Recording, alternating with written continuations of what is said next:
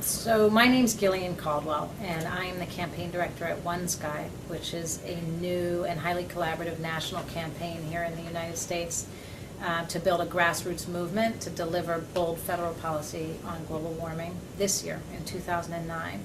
And I left a job I loved as the executive director of Witness, which is a human rights organization working at a global level, in the fall of 2007, because I became very clear that global warming and climate change is the defining challenge of our time, and that I really owed it to myself and to my young children that I spend time trying to see what I could do. Do you remember what the precipitating event or events were that led you to global warming? Well, I was at a TED conference, which is a very high-powered conference that former Vice President Al Gore was presenting at, and saw his slideshow. So this was, in fact, while they were filming An Inconvenient Truth.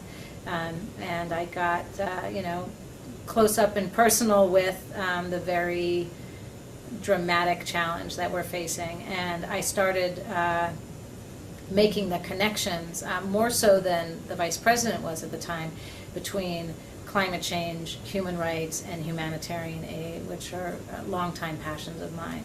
And it was obvious that global warming is stuck in an environmental box, but that the implications of global warming, whether it's eco-refugees or drought or famine or massive vectoral spread of disease and displacement, is going to be one of the very necessary consequences of a warming planet. You're trained as a lawyer, is that right? Yes, I am trained as an attorney and a filmmaker, but define myself as a social justice advocate. Uh-huh. What's it been like working in this domain?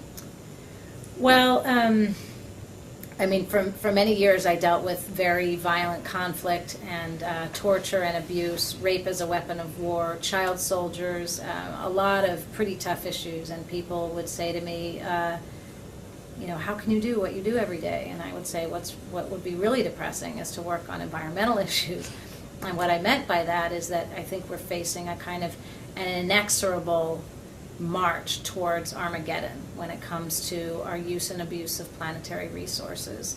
And, it really, I think, takes an enormous amount of courage to step up to the plate and to try to do this work. Even though I don't define it exclusively as environmental work, I really am very focused on the human consequences.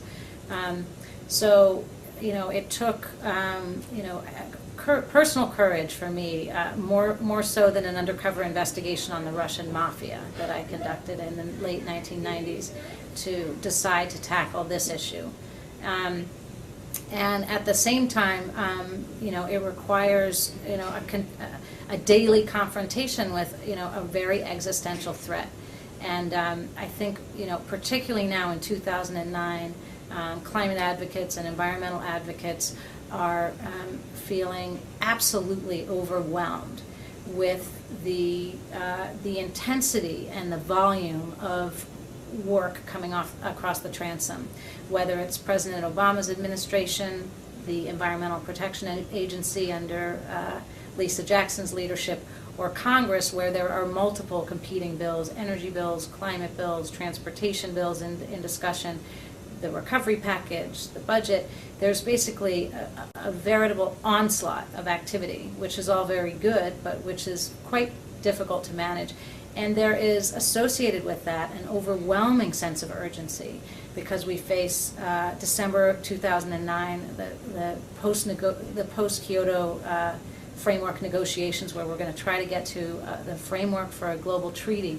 And everybody's so clear that we need the United States to step up and exercise leadership and demonstrate leadership in order to get a global deal.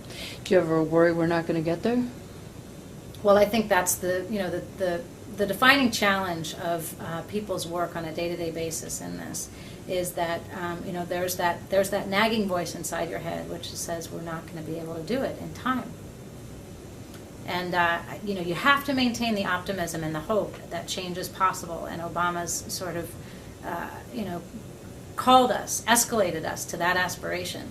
But there is a very real sense that we are confronting such significant consequences already, that there's so much carbon loading in the atmosphere, and that there's so much political opposition, that it may be too little too late. And that is a defining worry and preoccupation for anybody doing this work right now. What are the images that go through your head? Oh, we have an estimated 650 million eco-refugees if water level continues to rise at projected rates.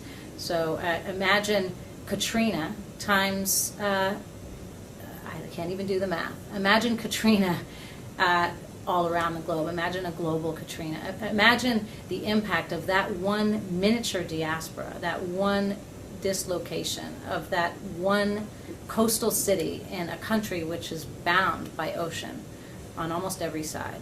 And then you look at low-lying countries like Bangladesh, where it's the poorest and most marginalized people who are getting hit now and always first and worst when it comes to climate change. Imagine, diseases, malaria, which couldn't, the mosquitoes couldn't survive in colder temperatures and are now, spreading like wildfire because of the warming planet. Imagine, drought and famine. Imagine wars over oil. We've been watching them unfold. Imagine wars over water. Water is one of the the scarcest and most important resources we have on planet Earth. You look at what's happening in Darfur, which is in part a war over that resource. Let me switch just a little bit to the personal toll that doing what you do every day has, hearing what you hear every day has on you. Lisa's like, she's going to get me to cry no matter what.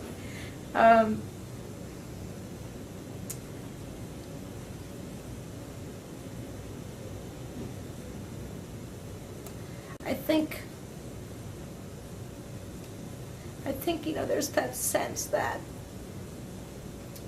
no matter how hard you work, no matter how hard you try, you're living in a parallel universe where some people see it and some people get it and most of us don't.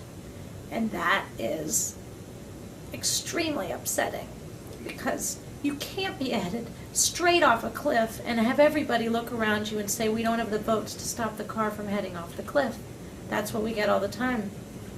What you're describing is politically impossible.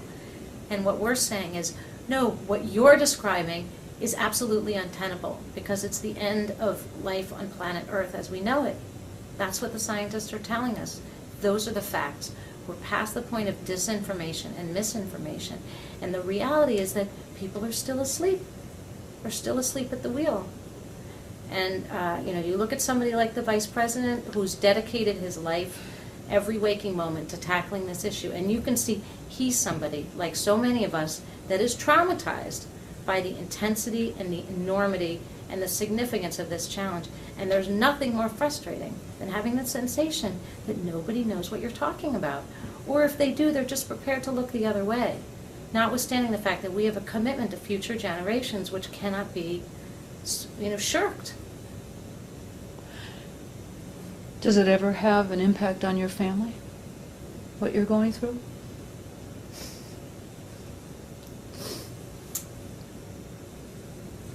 You have to promise not to take all of the weeping in here. Well, if you're a social justice advocate and you're trying to raise kids, you're constantly dealing with those choices. Any working parent is, but when you look at your kids and you think, I've got to be there for them as they develop and grow, but I've also got to make sure they have a planet to develop and grow on. It's a very unique tension. And there is no single balance. There is no single solution for everybody. Some people make the choice to be full-time parents, and others like me try to do both. But every day and every week is a balancing act.